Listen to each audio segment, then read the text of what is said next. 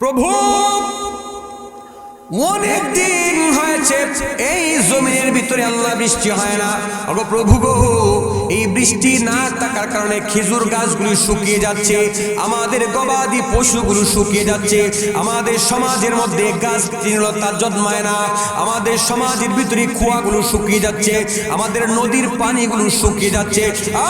প্রভু বৃষ্টি দাও, বৃষ্টি দাও। তখন আল্লাহ পাক রব্বুল আমিন অর্ডার দিলেন, ও পয়গম্বর যাও, তুমি যাও এলাকার লোকদেরকে নিয়া, এলাকার মানুষদেরকে নিয়া, এলাকার উম্মতদেরকে নিয়া, এলাকার সাহাবীদেরকে নিয়া, এলাকার গবাদির পশুদেরকে নিয়া একসাথে জমা হয়ে যাও। সেই জায়গার ভিতরে সালাতুল ইস্তিসকার নামাজ আদায় করে আমি আল্লাহ পাক রব্বুল আলামিনের কাছে দোয়া করো।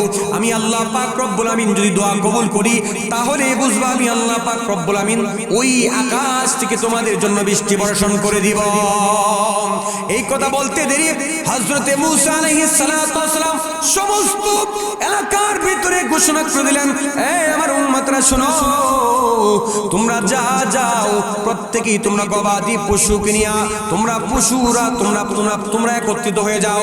পশুদেরকে আরেকটা মাঠের ভিতরে রাখো, মহিলাদেরকে আরেক জায়গার মধ্যে রাখো।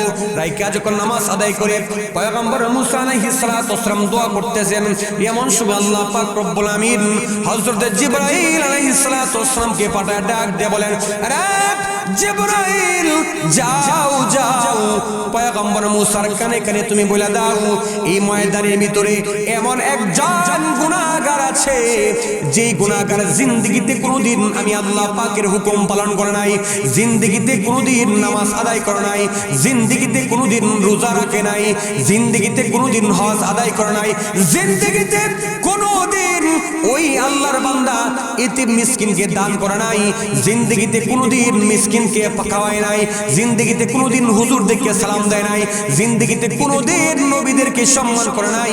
বলে দাও ওই বান্দা, ওই গুনাহগার বান্দা, ওই গুনাহগার বান্দা, ওই পাপিষ্ঠ বান্দা যতক্ষণ পর্যন্ত বাত না ছাড়বে, ততক্ষণ পর্যন্ত আমি আল্লাহ পাক রব্বুল আমিন ওই জমিনের ভিতরে বৃষ্টি বর্ষণ করব না। একবার আওয়াজ দিয়ে বলা যাবে কি মারহাবা। এ সাবজে গুম্বদ ওয়ালে मंजूर दुआ करना, जब हाथ नजर आए दीदार आता करना, जब कब्र अंधेरी में घबराओगे, जब तन्हा इमदाद मेरी करने आ जाना मेरे आका। একবার আওয়াজ দিয়ে বলা যাবে কি মারহাবা। ততক্ষণ বৃষ্টি হবে না যতক্ষণ এই পাপিষ্ঠ নাফরমান এই ময়দান না ছাড়বে।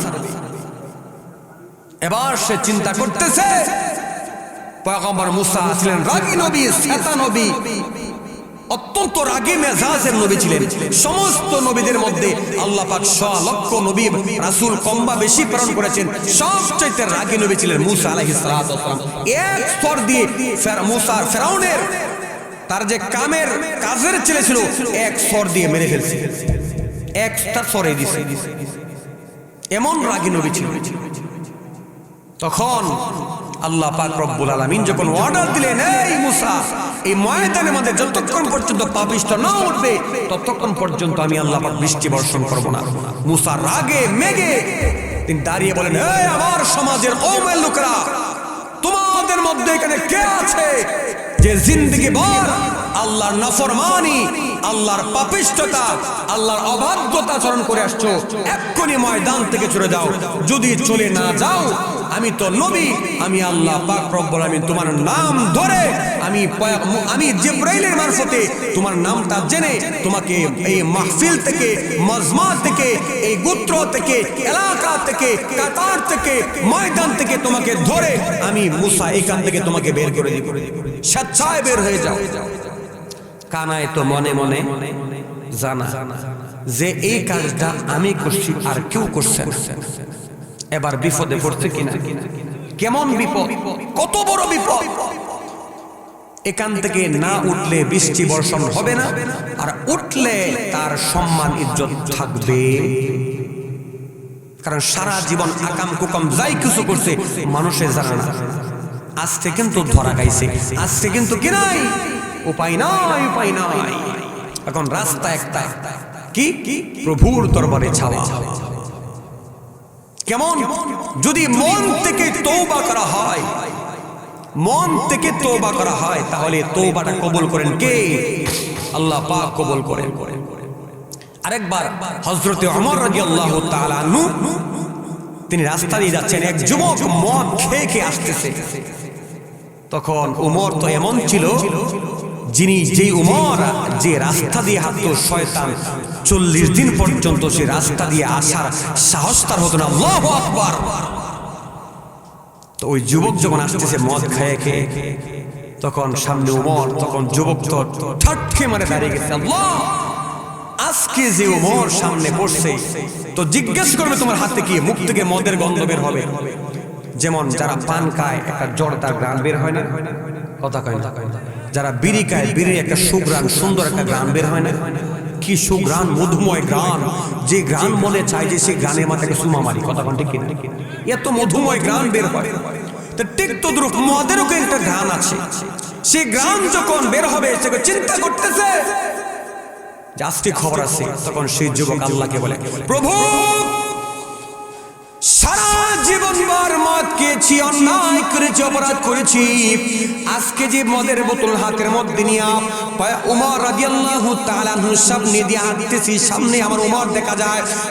প্রভু, যদি উমর দেখতে পাই, উমর যদি দেখতে পাই, তার কুশ থেকে তরবারি বের করে আমার কল্লাটা আলাদা করে দিবে। প্রভু, তোমার কাছে দোয়া করতেছি, আল্লাহ, এখন থেকে তওবা করলাম, এখন থেকে বিনতি করলাম, এখন থেকে তোমার কাছে বললাম, এখন থেকে আত্মসমর্পণ করলাম। আর রব্বুল আমিন, আজকে থেকে এমন ভাবে তওবা করেছি, আমি আর জিন্দেগিতে কোনোদিন মদের বোতল হাতের মধ্যে নিব না। একবার আওয়াজ দিয়ে বলা যাবে কি মারহাবা? কথা বলতে দেরি, বলতে দেরি, আল্লাহর কাছে চাইতে দেরি, আল্লাহ পাক দেরি করে নাই, কারণ আল্লাহ পাক তো এমন। আর গরি देखने को तो तैयार है, चूना मांगे उससे तू बेजार है। অর্থাৎ যে ব্যক্তি আল্লাহ পাকের কাছে চায়, আল্লাহ পাক তাকে দিয়ে দেয়, আর যে ব্যক্তি আল্লাহ পাকের কাছে চায় না, আল্লাহ পাক তার প্রতি নারাজ হইয়া যায়। हर गरी दे नेको तो तैयार है, আল্লাহ পাক সব সময় বান্দাকে দেওয়ার জন্য প্রস্তুত থাকে। জোরে বলেন না সুবহানাল্লাহ। এমন সময় যখন মদের বোতল নিয়ে আসতেছে, তখন উমর রাদিয়াল্লাহু জিজ্ঞাসা করে, আল্লাহর বান্দা হাতে কি? তখন সে বলতেছে হাতের মধ্যে দুধ। বলে দেখি তো। তখন ঠিক মদের বোতলটা এখন উমরের সামনে ধরছে, আল্লাহ পাক রব্বুল আমিন মদের বোতলটাকে দুধ বানিয়ে দিয়েছে। জোরে বলেন না সুবহানাল্লাহ। ওই রকম তওবাকারী বিনা হিসেবে জান্নাত যাবে। সুবহানাল্লাহ। বলতেছিলাম, মনে আছে তো মুসা আলাইহিস সালামের জামানায় ওই লোক বৈশা আল্লাহর কাছে বলে, আল্লাহ, সারা জীবন যা কিছু করেছি কেউ তো দেখছে না, দেখছে একজন, তিনি কে? এই যে রাতের বেলায় আমাদের এলাকায় দেখলাম ফানের বর আছে, ফানের বর আছে না, সাথে আমার ভাই যখন আসতেছে তখন বলতেছে ফানের বরে বলে জিন থাকে। আসলে জিন থাকে। যাই হোক, এই রহস্যটা আমি বলবো না, বললে সমস্যা হবে। জিন থাকে কিনা এই রহস্য আমি বলবো না, তাহলে এলাকার সমস্যা হবে। পানের বরে পান থাকবে না, শুধু গাছ থাকবে। কতক্ষণ ঠিক কিনা? তো কি জন্য বলতেছিলাম, তেমন সময় সে বসে বসে, আমরা তো মনে করি যে রাতের বেলায় পান চুরি করি অথবা শশা চুরি করি, আর একজনের গাড়িতে নারিকেল চুরি করি, করি কিনা? বোড়ারা করি না, আগে করতাম আর কি। বোড়ারা যারা আছে, যারা যুবকরা করে, ডান দিকে বাম দিকে ছায়া দিয়ে কেউ নাই, মনে করে কেউ দেখতেছে না, দেখতেছে একজন, তিনি কে? আল্লাহ। আল্লাহ কেমন দেখনেওয়ালা, আল্লাহ কেমন দেখনেওয়ালা, আল্লাহ পাক তো এমন দেখনেওয়ালা। আল্লাহ পাক হাবিব বল দিয়ে বলে, আরে আমার উম্মতরা শুনো, আল্লাহ পাক রব্বুল আমিন এমন দেখনেওয়ালা, আল্লাহ পাক রব্বুল আমিন এমন দেখনেওয়ালা, এমন দেখনেদার, এমন দর্শন করনেওয়ালা। রাতের গভীরে তুমি যে চেয়ারের মধ্যে পড়তে বসছো, তুমি যে টেবিলের ভিতরে পড়তে বসছো, এই টেবিলের নিচে 2টা পিপিলিকা, 3টা পিপিলিকা, 4টা পিপিলিকা একসাথে বসে আছে। একটা পিপিলিকার মাথা ঘুরাইতেছে, মাথা ঘুরতেছে, আর একটা পিপিলিকা হাত পা টিপতেছে। রাতের অন্ধকারের ভিতরে তোমার টেবিলের নিচে অন্ধকারের মধ্যে কেউ দেখে না, ওই একটা পিপিলিকার পা টিপতেছে, আর একটা পিপিলিকার মাথার মধ্যে হাতাইতেছে, আর একটা পিপিলিকা সান্ত্বনা দেয়, আরে ভাই কান্দিস না, আল্লাহ পাক রব্বুল আমিন তোরে সুস্থ করে দিবে। আল্লাহ পাক রব্বুল আমিন ডাক দিয়ে বলে, ওরে বান্দারে, তোমার টেবিলের নিচে যেই কালো পিপিলিকা, যেই মাথা ব্যথা, হাত ব্যথা, পা ব্যথা, আর একটা পিপিলিকা হাত দিয়ে ডইলা দে, মাইজা দে, এই খবর তুমি না জানলেও আমি আল্লাহ পাক 7 তবক আসমানের উপর থেকে ওই খবর আমি দেখতে পাই, শুনতে পাই। আমি আল্লাহ পাক কেমন দেখতেওয়ালা। সুতরাং আল্লাহকে ফাঁকি দেওয়ার মতন কোনো রাস্তা, কোনো সুযোগ নাই। এমন সময় বান্দা আল্লাহ পাকের আগে, আল্লাহ সারা জীবন যা কিছু করেছি, অন্যায় করেছি, অপরাধ করেছি, আল্লাহ আমাকে ক্ষমা করে দাও, আমাকে মাফ করে দাও, আমাকে ক্ষমা করে দাও। যেই মাত্র আল্লাহ পাক রব্বুল আলামিনের বান্দা যখন 2 চোখের পানি ছেড়ে যখন কাঁদতেছে, আল্লাহ পাক রব্বুল আমিনের রহমতের দোরার মধ্যে জোশ মারছে। আল্লাহ পাক রব্বুল আমিন তখন জিবরাইলকে ডাক ধরে, ও জিবরাইল, আর দেরি নয়, বান্দা জিবে কান্না করেছে, যাও ওই বান্দার জিন্দেগির সব গুনাহগুলো আমি আল্লাহ পাক মাফ করলাম। শুধু তাই নয়, ওই বান্দার সমস্ত জীবনের গুনাহগুলো মাফ করে, যেই গুনাহ ছিল ওই প্রত্যেকটা গুনার পরিবর্তে আমি আল্লাহ পাক নেক দ্বারা ভরপুর করে দিলাম। একবার আওয়াজ দিয়ে বলা যাবে কি মারহাবা। এই জন্য কবি বলেন, মুসিবত না পাই যদি, মুসিবত না পাই যদি, করুণা তোমার কবরে হাসরে কি হবে আমার, কবরে হাসরে কি হবে আমার। ঠিক না বেঠিক? মুসিবত না পাই যদি, মুসিবত না পাই যদি, করুণা তোমার কবরে হাসরে কি হবে আমার, কবরে হাসরে কি হবে আমার।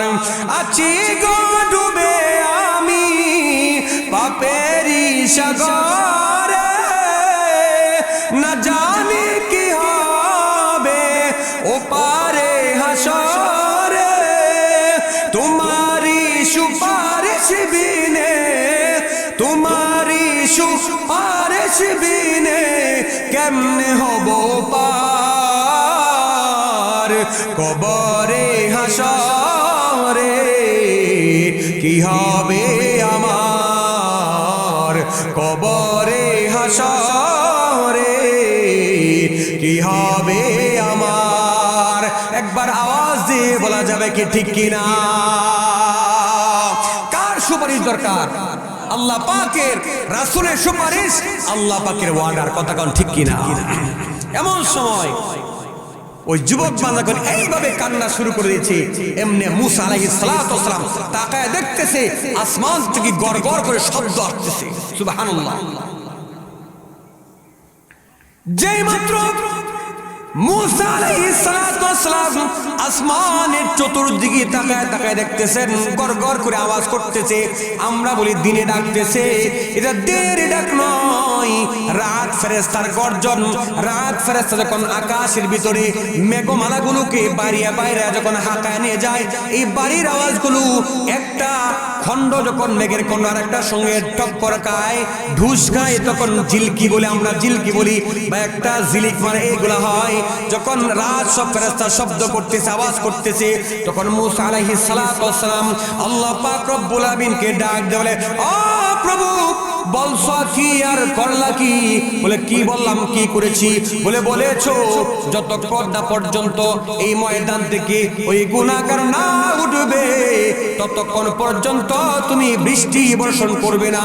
কিন্তু আমি দেখতেছি বৃষ্টি বর্ষণ শুরু হয়ে যাইতেছে, কিন্তু ওই গুনাহগার বান্দা তো উঠতেছে না। আল্লাহ পাক বলে, মুসা রে, আমার খেলা বুঝা বড় দায়, মালিকের খেলা বুঝা বড় কি দায়। মালিক কি খেলা খেলতেছে? বাবার আগে ছেলেকে নেওয়া যায়, দাদার আগে নাতিরে নেওয়া যায়। কথা কোন ঠিক কিনা? নাতি আছে এদিকে দাদা নাই, দাদা আছে তো নাতি নাই। আল্লাহ পাক কি খেলা খেলতেছে? তখন আল্লাহ পাক বলে, মুসা রে, আমি আল্লাহ পাক যার জন্য বৃষ্টি বন্ধ করেছিলাম, আমি আল্লাহ পাক ওই যুবকের জন্যই আজকে বৃষ্টি দিচ্ছি। সুবহানাল্লাহ। যার জন্য বৃষ্টি বন্ধ করতেছিলাম, আমি আল্লাহ পাক তার জন্যই বৃষ্টি দিছি। আল্লাহু আকবার। মুসা বলে, আল্লাহ খুইলা বলো কাহিনীটা কি? আল্লাহ পাক বলে, আরে মুসা, শোনো শোনো, যে বান্দা জিন্দগি ভর কোন নামাজ পড়ে নাই, যে বান্দা জিন্দগি ভর পর্যন্ত ইবাদত করে নাই, যে বান্দা জিন্দগি ভর পর্যন্ত আমি আল্লাহকে ডাকে নাই, যে বান্দা জিন্দগি ভর পর্যন্ত গুনাহ করেছে, আমি আল্লাহ পাক রব্বুল আলামিনের কাছে এই জায়গার ভিতরে বসে বসে বসে বসে এমন ভাবে তওবা করেছে, আমি আল্লাহ পাক রব্বুল আলামিন ওই বান্দার জিন্দগির সব গুনাহগুলো maaf করে ওই বান্দার জন্য আমি আল্লাহ পাক আজকে বৃষ্টি দান করে দিলাম। একবার আওয়াজ দিয়ে বলা যাবে কি মারহাবা? হে রাসূল, তোমায় ভালোবাসি, অন্তরে শুধু, মুখে নয়, জান্নাতের আশায় নয়। হে রাসূল, জাহান্নাম কেউ ডরি না। হে রাসূল, তোমায় ভালোবাসি, অন্তরে শুধু, মুখে নয়, জান্নাতের আশায় নয়। হে রাসূল, জাহান্নাম কেউ ডরি না। একবার আওয়াজ দিয়ে বলা যাবে কি মারহাবা? তাহলে কি বুঝতে পারলাম? আত্তাইবু মিনাল যামবি কামান লা যামবা। যে ব্যক্তি গুনাহ থেকে তওবা করে সেই ব্যক্তি এমন হয়ে যায় যেমন তার জন্য গুনাহই নাই। ওই গুনাহ মুক্ত জীবন যাপন যারা করবে আল্লাহ পাক তাদেরকে এক নম্বরে বিনা হিসেবে জান্নাত দিবে। জোরে বলেন না সুবহানাল্লাহ। এটা হলো এক নম্বরের কথা। দ্বিতীয় নম্বর হলো যারা বিনা হিসাবে জাহান্নামে যাবে, বিনা হিসাবে জাহান্নামে যাবে, তাদের কোনো ওয়ালা হিসাবা ওয়ালা কিতাবা, তাদের কোনো হিসাব নাই, কোনো কিতাব নাই, কোনো জবাবদিহিতা নাই। তারা হলো অমুসলিম। আল্লাহ পাক বলেন, ওয়া মাইয়ারগাবু মিন মিল্লাতি ইব্রাহিম। আল্লাহ পাক বলেন যারা ইসলাম থেকে বিতাড়িত হয়ে যায়, ইসলাম ধর্ম নয়, ওয়া মাইয়াবতাগি গায়রাল ইসলাম দীনা ফালা ইউকবালা মিন। ইসলাম ধর্ম ব্যতীত অন্য কোন ধর্ম আল্লাহর কাছে মনোনীত নয়, পছন্দ নয়। আল্লাহ পাক অন্য কোন ধর্মকে আল্লাহ পাক অ্যাকসেপ্ট করবেন না, গ্রহণ করবেন না। দ্বিতীয় নাম্বার, ইসলাম ধর্ম নয়, তাদেরকে আল্লাহ পাক বিনা হিসেবে জাহান্নামে দিবেন। জোরে বলেন না নাউযুবিল্লাহ। আরেক প্রকারের মুসলমান আছে যারা ভালো কাজও করে মন্দ কাজও করে, আল্লাহ পাক তাদেরকে, যাদের ভালো কাজ বেশি থাকবে তাদেরকে আল্লাহ পাক জান্নাত দিবেন। আরেক প্রকার মুসলমান যাদের ভালো কাজ কম মন্দ কাজ বেশি, আল্লাহ পাক তাদেরকে জাহান্নামে দিবেন তো বটে, কিন্তু পরবর্তীতে তার গুনাহগুলো মোচন হওয়ার পরে আল্লাহ পাক তাদেরকে আবার জান্নাত দিবেন। জোরে বলেন না সুবহানাল্লাহ। এখন আমাদের করণীয় কি? আমাদের করণীয় হলো 24 আওয়ার্স 24 ঘন্টা একজনের ইবাদত করা। তিনি কে? আল্লাহ পাকের ইবাদত করা।